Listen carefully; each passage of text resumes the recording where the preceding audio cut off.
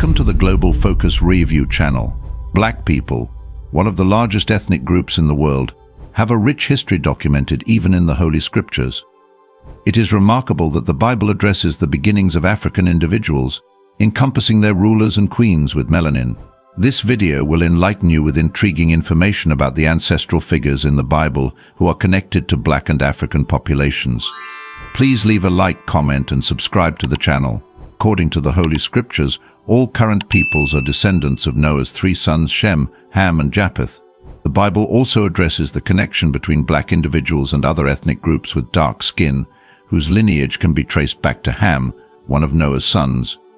Ham is the brother of Shem and Japheth, who represent the Semitic peoples such as Arabs, Jews, Syrians, etc., and the Japhethites, including Europeans and Asians respectively.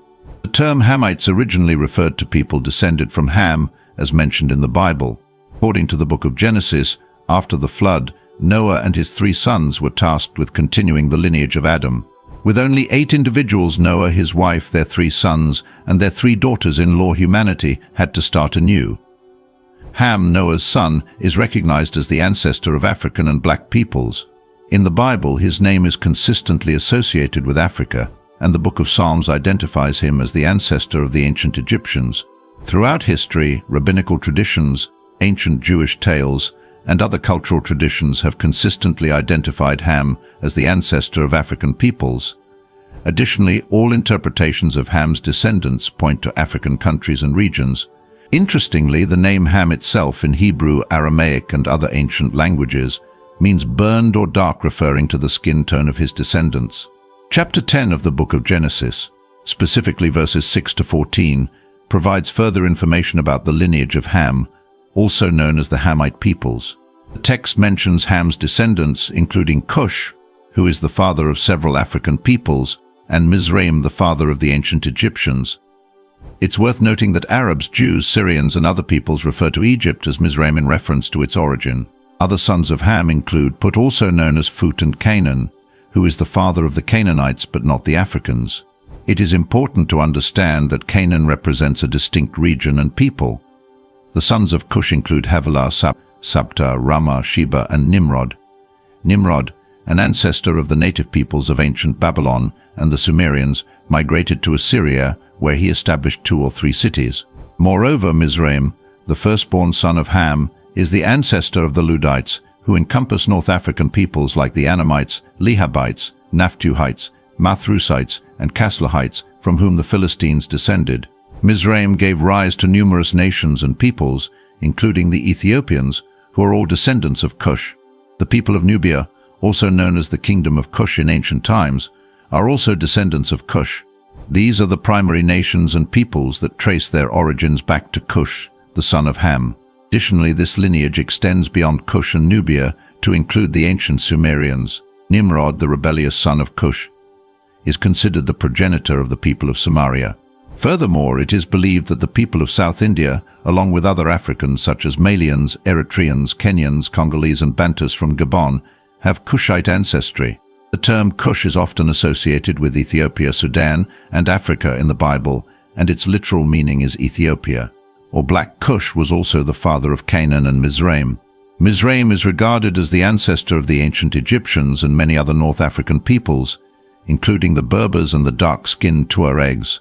It is interesting to note that all Semitic peoples, including Arameans, Arabs, and Israelites, refer to Egypt as Mizraim. This designation is used in various ancient languages such as Arabic and Hebrew. In the book of Psalms, specifically chapter 78, verse 51, it is mentioned that God struck down all the firstborn in Egypt, the firstfruits of manhood in the tents of Ham. In addition to Mizraim, Ham also had a son named Put or Phut. An intriguing aspect is that the name Put or Phut originates from a word that means landmark and refers to tribal hunters in Africa. Put is considered the father of the indigenous black Libyans in Libya, as well as several other African peoples. Now, regarding the well-known curse of Ham or the curse of Canaan, many ancient people misinterpreted the curse described in the book of Genesis, chapter 9. The text states that after Noah became drunk, his son Ham did not assist him but instead informed his other brothers about their father's nakedness and drunkenness as a form of mockery.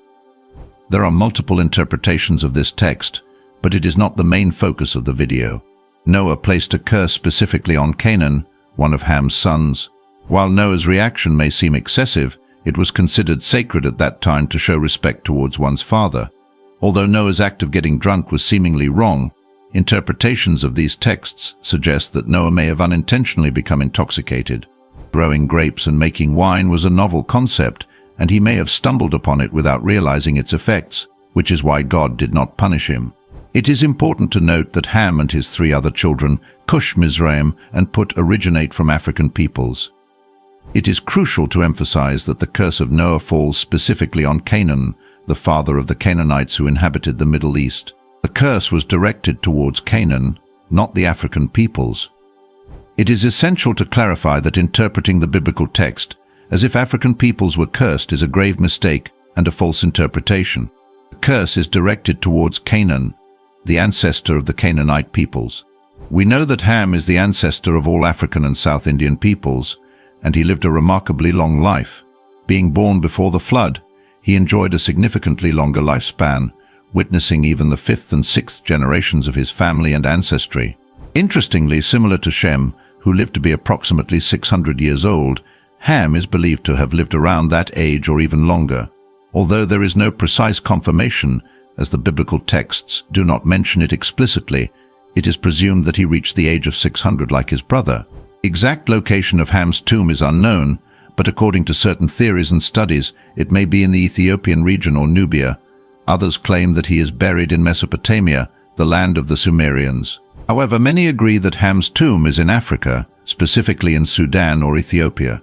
Some even suggest that he could be buried in Egypt, which is intriguing considering Egypt's enigmatic nature and the frequent discoveries of ancient burials from 3,000 or 4,000 years ago.